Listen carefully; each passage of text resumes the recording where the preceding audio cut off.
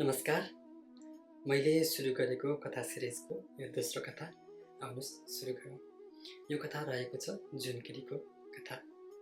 एउटा जङ्गलमा धेरै जुनकिरीहरू जन्मेका थिए। ती जुनकिरीमध्ये एउटी जुनकिरीको पुच्छरमा कहिले पनि बत्ती बल्दै बलेन। सबैले उनलाई भने, तिम्रो पुच्छरमा त बत्ती छैन, तिमी उड्न सक्दिनौ, तिमीले अँध्यारोलाई चिर्न सक्दिनौ, तिमी हाम्रो पछि पछि लाग्नुपर्छ। उनले पनि मानिन्। उनी सधैँ अरूको पछि पछि मात्रै हिँड्थिन्। तर एक दिन उनलाई पनि आँट आयो। उनलाई पनि माथि आकाशसम्म पुग्ने आँट आयो र उनी बल गरेर हिँड्न थालिन्। तर अँध्यारोमा उनले जङ्गलमा भएका काँडाहरू देख्न सकिनन्। उनको शरीरमा काँडाहरूले कोतर्यो, उनको पखेटा च्यातियो र उनी भुइँमा पुगिन् र रुन थालिन्। धेरै दिनहरू बितिसके पछाडि उनको पखेटा फेरि पलायो।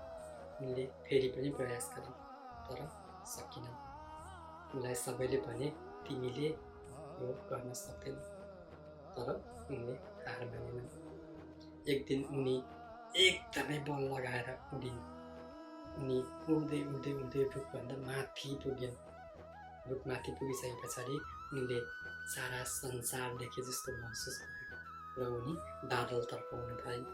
उनले बादललाई पनि चिरिन् र बादललाई चिरिसके पछाडि एउटा प्रष्ट जुनलाई देखिन् र त्यो प्रष्ट जुनबाट आएको जुनको किरणले उनको शरीरमा छोयो र उनको पुच्छरमा बत्ती बल्न थाल्यो। यस्तो बत्ती जुन अरूसँग थिएन र उनले देखेकी पनि थिएनन्।